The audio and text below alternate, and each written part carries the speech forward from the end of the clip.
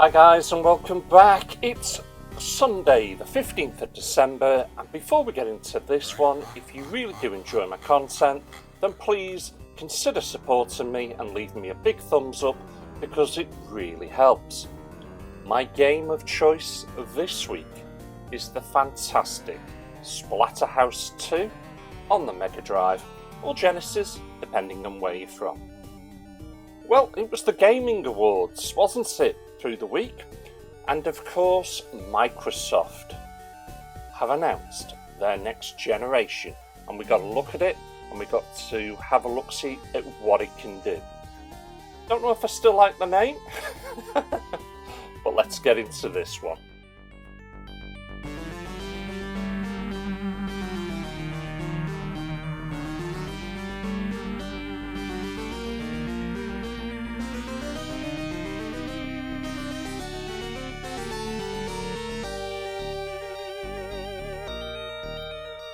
So at the Gaming Awards, which was actually the 12th of December, Phil Spencer came out and we got our first look at Xbox Series X. Don't know what I think about the name, if I'm going to be quite honest with you. It's alright, I suppose, but saying that Sony's not original, is it? PlayStation 1 to 5. But I don't know. I can really see some harassed mother buying an Xbox One X thinking she's got a Series X console Christmas next year, but that'll be her problem, not mine. Anyway, he came out on stage to show us their new console, and we also got to look at the in-game footage. Senua's Saga Hellblade 2, I must admit, looks absolutely incredible, and I will show you some of that shortly. So the shape and the size of the console has got people debating on it straight away. There's loads of people that are on the fence, there's loads that don't like it, there's loads that hate it. I personally don't care, to be quite honest, but I do like the photos. You know, the GameCube one I particularly like.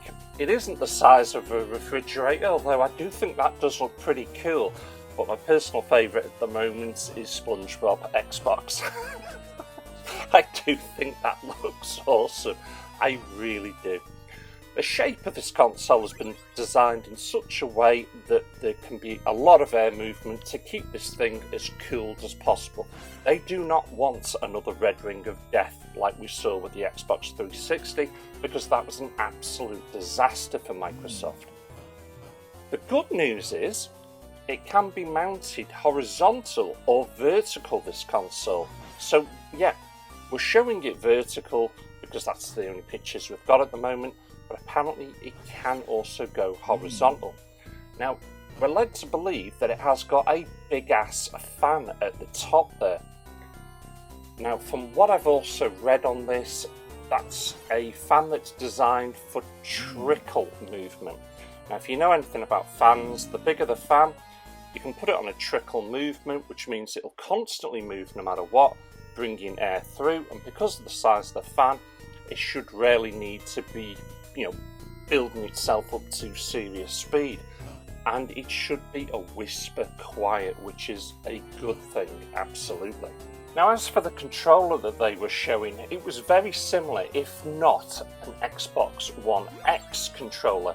Now, what I like about this, and this is brilliant news, is that your current Xbox One X controllers will be fully compatible with Series X.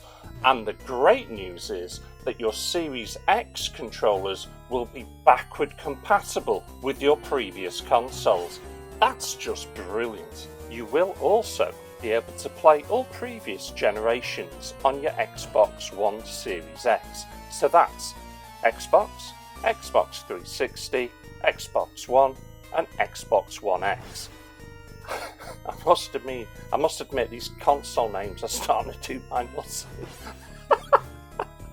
Anyway, it's brilliant. I really do like it. For collectors, to have the one machine to play all can only be a good thing. I brought up Senua's Saga, which is Hellblade 2, and these visuals look incredible. I mean, the ray tracing, which is the first time for any console. If you don't know what ray tracing is, obviously light comes in and it bounces off things, and those things that it bounces off, it changes the colour, it makes things look more realistic. And that's what we've got here. This looks absolutely breathtaking. One of the other things that they're going to be using is dynamic latency input.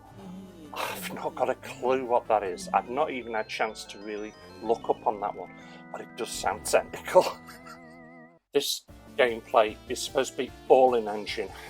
Will the in-game sequences look this good? We're going to have to see, but if this is all done in engine, it's going to look fantastic, providing these are not pre-rendered cutscenes or anything. But with the Zen 2 processors from AMD, Sony and Microsoft are going to be using the Navi GPUs, hardware ray tracing. Games are going to look absolutely incredible, and this does look like a next generation game. It really does. So I can't wait. I really can't.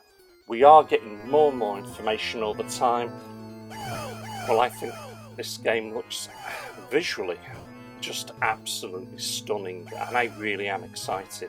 The last thing though I'm going to quickly talk about is what they are calling a variable rate shading. And to give you an idea, I put up a picture there, and there you can see the car right in the middle. That's obviously the area of view you would be staring at.